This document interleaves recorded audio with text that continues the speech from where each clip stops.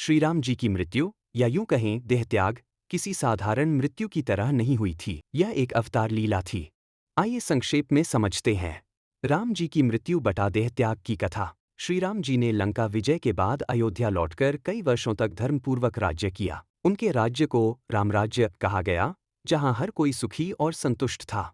एक दिन यमराज, कालदेव, ब्राह्मण के रूप में दरबार में आए और बोले, हे प्रभु, मुझे आपसे अकेले में बात करनी है, और जब तक मैं अंदर रहूं, कोई बीच में न आए। श्रीराम ने यह वचन दे दिया और अपने छोटे भाई लक्ष्मण को द्वारपाल बनाया। जब अंदर वार्ता चल रही थी, तभी ऋषि दुर्वासा आ गए और क्रोधित होकर बोले, मुझे राम से तुरंत मिलवाओ, नहीं तो मैं अयोध्या को भस्म कर दूंगा।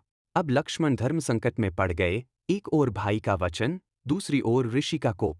उन्होंने राज्य की रक्षा के लिए दरवाजा खोल दिया। बाद में श्रीराम को यह जानकर अत्यंत दुख हुआ, क्योंकि उन्होंने वचन दिया था कि जो बीच में आएगा उसे मृत्यु दंड मिलेगा। लक्ष्मण ने स्वयं सरयू नदी में जाकर जल समा लिया। लक्ष्मण के जाने के बाद श्रीराम ने भी निश्चय किया कि अब पृथ्वी पर उनका कार्य पूर्ण हो चुका है। सरयू नदी में विलीन होना। श्रीराम अयोध्या से सरयू नदी के तट पर गए। वहां उन्होंने तपस्वी रूप धारण किया, भगवान ब्रह्मा और अन्य देवताओं की स्तुति की, और फिर सरयू नदी में प्रवेश कर गए।